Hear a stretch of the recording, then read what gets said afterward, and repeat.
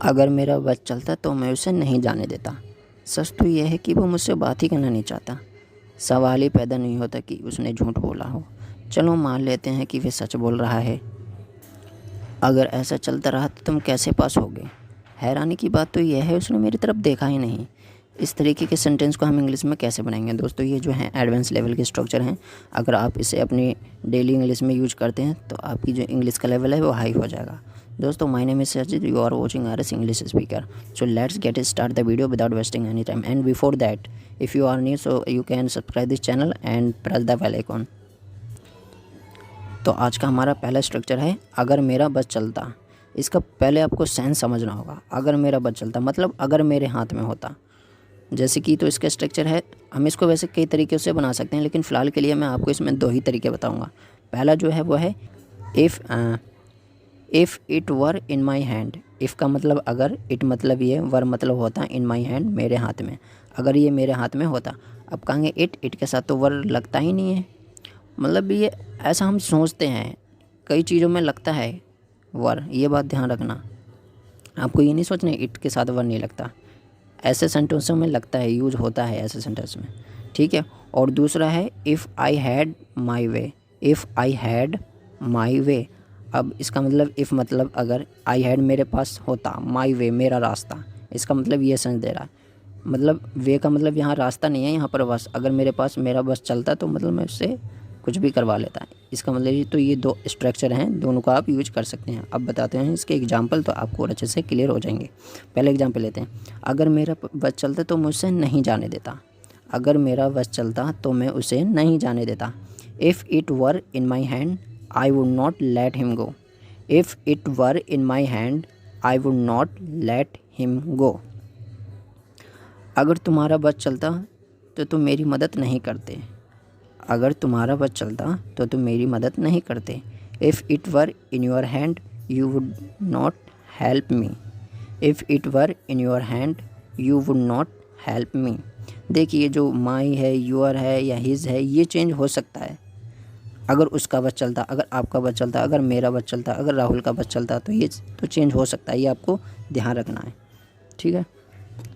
और दूसरी चीज़, if I had my वे, इसका यूज करके बनाते हैं हम। देखिए, if I had my way I would not let him go. मतलब अगर मेरा बस चलता तो मैं उसे नहीं जाने देता। अच्छा, जो माई की जगह अब योर लगा सकते हैं। If you had your way, अब ये ऐसे हो जाएगा। If you had your way you would not help me. You would not help me. तो ये तो हो गया अगर मेरा बस चलता या अगर मेरे हाथ में होता, पहला स्ट्रक्चर। अब चलते हैं स्ट्रक्चर नंबर 2 पे। दूसरा देखिए, सच तो यह है कि वे मुझसे बात ही करना नहीं चाहता। इस तरीके के जो सेंटेंस होते हैं हम कैसे बनाएंगे? तो इसके लिए है the fact is that. The fact is that, इसको आप यूज करेंगे। एग्जाम्पल देता हूँ 3, आपको अच्छे से क्लियर हो जाएगा। सच तो यह है कि वह मुझसे बात ही करना नहीं चाहता। The fact is that he doesn't want to talk to me. The fact is that he doesn't want to talk to me. Doesn't मतलब डज नॉट। ये मैंने शॉर्ट कर दिया है, तो इसकी फुल जो फॉर्म होगी वो होगी डज नॉट, ठीक है। दूसरा लेते हैं, सच तो यह है कि मैं उससे मिला ही नहीं। सच तो यह है कि मैं उससे मिला ही नहीं या नहीं मिला हूँ। सेंस सेम दे रहा है, ठीक है। The fact is that I have not met him. The fact is that I have not met him. एक और लेते हैं, सच तो यह है कि वह इसके लायक नहीं है। The fact is that he is not worth it. The fact is that he is not worth it, ठीक है। तो इसका हम ऐसे यूज करेंगे। 2 स्ट्रक्चर हो गया। पहला, अगर मेरा बस चलता यानी कि if it were in my hand. दूसरा, सच तो यह है कि द फैक्ट इज़ दैट। अब चलते हैं स्ट्रक्चर नंबर 3 पे। सवाल ही पैदा नहीं होता, इसको हम इंग्लिश में कैसे बोलेंगे? छोटा सा फॉर्मूला है, नो वे। नो वे, उसके बाद आपको दैट लगा देना। सवाल ही नहीं पैदा होता कि जो किए ना उसके लिए हम दैट यूज करते हैं, ठीक है। एग्जाम्पल देता हूँ, फिर अच्छे से क्लियर हो जाएगा। सवाल ही पैदा नहीं होता कि वो अकेला जा पाए। सवाल ही पैदा नहीं होता कि वो अकेला जा पाए। No way that he could go alone. No way that he could go alone. सवाल ही पैदा नहीं होता कि मैं इंग्लिश की वीडियो बनाना छोड़ दूँ। No way that I stop making video of English, no way that I stop making video of English. ठीक है, तो ये तीसरा स्ट्रक्चर हो गया। अब चलते हैं स्ट्रक्चर नंबर 4 की तरफ। हम ऐसे नहीं बोलते चलो मान लेते हैं वैसे सच बोल रहा है, चलो मान लेते हैं आपके पास पैसे नहीं है। एक एग्जांपल मतलब इस पे आपको 2 एग्जांपल देता हूँ, फिर अच्छे से क्लियर हो जाएगा। चलो मान लेते हैं वे एक अच्छा इंसान है। Let's say he is a good person, let's say he is a good person. जो लेट्स से है, लेट्स के बाद जो एपोस्ट्रोफी जो कोमा होता है हम उसको एपोस्ट्रोफी बोलते हैं। ऊपर की साइड में, नीचे की साइड में नहीं, ऊपर की साइड में है वो। उसके बाद जो एस, इसका जो फुल फॉर्म है वो है लेट अस, लेट अस। ठीक है, लेट अस है। चलो हम कहते हैं, इसका मतलब ये हो गया, चलो हम कहते हैं वे अच्छे इंसान है तो। ठीक है, दूसरा एग्जांपल लेते हैं। दूसरा एग्जांपल है, चलो मान लेते हैं आपके पास पैसे नहीं है तो मैं क्या करूँ। चलो मान लेते हैं आपके पास रुपए नहीं हैं या पैसे नहीं हैं तो मैं क्या करूँ। Let's say you don't have money, let's say you don't have money, what should I do, what should I do. है ना कितना आसान स्ट्रक्चर। चलिए अब स्ट्रक्चर नंबर 5 की तरफ चलते हैं। स्ट्रक्चर नंबर 5 है, अगर ऐसा चलता रहा। कहते नहीं अगर ऐसा चलता रहा मतलब अगर आप चॉकलेट खाते रहे तो आपके दांत खराब हो जाएंगे, अगर ऐसा चलता रहा तो तुम पास नहीं हो पाओगे। हम बोलते हैं ये नेगेटिव एंड पॉजिटिव दोनों में यूज होता है ये ऐसे, ये वाला स्ट्रक्चर जो है। देखिए सबसे पहले इसकी इंग्लिश होगी if this goes on, if this goes on.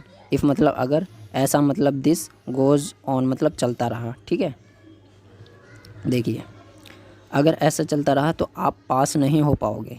If this goes on you will not be able to pass, if this goes on you will not be able to pass. ठीक है, दूसरा example लेते हैं।